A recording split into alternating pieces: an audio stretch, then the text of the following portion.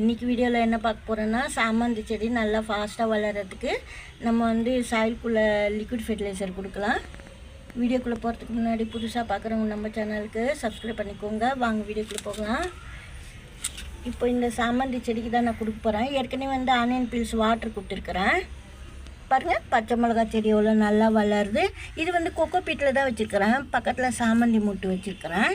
இது போல் சாமந்தி செடி கொஞ்சம் ட்ரை லீஃப் இருந்தால் எடுத்து விட்டுட்டு ஃபெர்டிலைசர் கொடுக்கணும். ரொம்ப காஞ்சி போய் அப்படியே வச்சுருந்தா சரியாக வராது.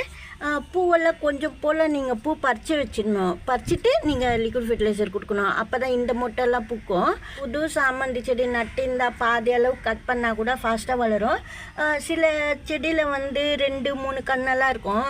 அது போல் ஒரே தொட்டியில் வச்சுருந்திங்கன்னா ஒரு செடிக்கு மட்டும் கட் பண்ணி விடுங்க, ஒரு செடி அப்படியே விட்டுருங்க. அது போல் கூட செய்யலாம். இது வந்து நான் சின்ன கவரில் செடி வாங்கினது ஒரே செடி தான் இருக்குது.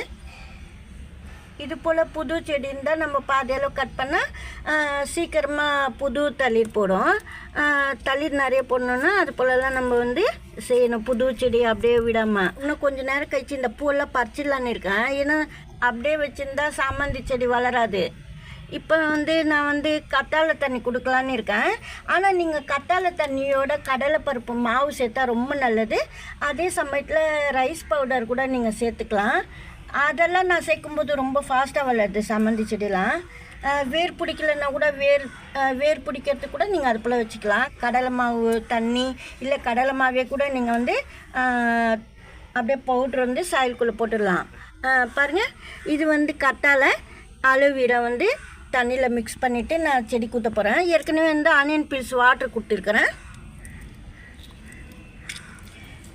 ரொம்ப அலோவேரா தண்ணி ஊற்றும்போது ரொம்ப நல்லா வளருது பிளான்ட்டெல்லாம். எல்லா செடிங்களுக்கும் நீங்கள் வந்து இது போல் வந்து அலோவேராவோட ரைஸ் வாட்டரு இல்லைனாக்கா ரைஸ் பவுடரே போடலாம். இல்லைன்னா கடலை மாவு பவுடரே போடலாம். கடலை மாவு கழுவுன தண்ணி கூட, அதாவது கடலைப்பருப்பு கழுவுன தண்ணி கூட நீங்கள் ஊற்றலாம். இதோட மிக்ஸ் பண்ணி சொல்கிறேன். அது போல் கொடுக்கும்போது ரொம்ப நல்லா வளருது. ரொம்ப நாள் ஃபர்மெண்ட்டான கடலை மாவு தண்ணி ரைஸ் வாட்டர் இருக்கும். கொஞ்சம் போல் கொடுக்கணும், அதிகமாக கொடுக்கக்கூடாது. 1 ஸ்பூன் அளவுக்கு. நிறைய ஊற்றின புழுவில் வைக்கும், அதுக்கு சொல்கிறேன். 1 ஸ்பூனு 1/2 ஸ்பூனு ரொம்ப புளிச்ச ரைஸ் வாட்டரு கடலை மாவு தண்ணி. அது போல் நான் வந்து இதில் வந்து ரைஸ் வாட்டரும் கடலை மாவு தண்ணி எல்லாமே சேர்ந்துருக்கு பழசு. இது போலலாம் ரொம்ப ஃபர்மெண்ட் ஆனது கொடுக்கும்போது நீங்கள் வந்து கொஞ்சமாக சேர்த்துக்கணும். அலோவேரா வாட்டரில் சேர்த்து கொடுக்கும்போது ரொம்ப நல்லது. ரொம்ப தண்ணி மிக்ஸ் பண்ணக்கூடாதுன்னா அப்பத்துக்கே வந்து இது போல் லைட்டாக சின்ன பீஸாக கட் பண்ணிட்டு தண்ணியில் போட்டுட்டு நீங்கள் வந்து ரொம்ப அதிகமாக கலக்காமல் நீங்கள் மேலோட தண்ணி மட்டும் கொடுத்துக்கலாம்.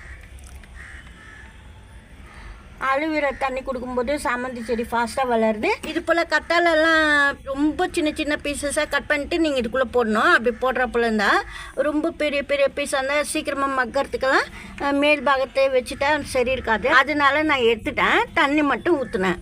சப்போஸ் தண்ணி மட்டும் ஊற்றுனா மிக்ஸி கப்பில் அரைச்சிட்டு கூட நீங்கள் ஊற்றலாம். இல்லை இது போல் நான் கட் பண்ணிவிட்டு இது போல் தண்ணிக்குள்ளே போட்டு பிசைஞ்சிட்டு அதுக்கப்புறம் அதிகமாக பிசையக்கூடாது. அப்பத்துக்கே நீங்கள் கொடுக்குறீங்கன்னா இது போல் புளிச்ச வாட்டர் வந்து நான் சேர்த்துக்கிட்டேன். மோர் ரைஸ் வாட்டரு அது போல் சேர்ந்தது. இது ரொம்ப பழசாக இருந்தால் ரொம்ப 1 ஸ்பூன் 1/2 ஸ்பூன் தான் சேர்க்கணும். லிக்விட் ஃபெர்டிலைசரில் கொடுக்கும்போது அதிகமாக புழு வைக்கும், ஃபெர்டிலைசரும் அதிகமாகிடும். இது போல் அலோவேரா யூஸ் பண்ணுங்கள். சாமந்தி செடிக்கு நல்லா ஃபாஸ்ட்டாக வளரும். மொட்டைலாம் நல்லா வைக்கும். அழகாக பூக்கள் நிறைய. இந்த வீடியோவில் தான் மறக்காமல் லைக் பண்ணுங்கள். தேங்க்யூ.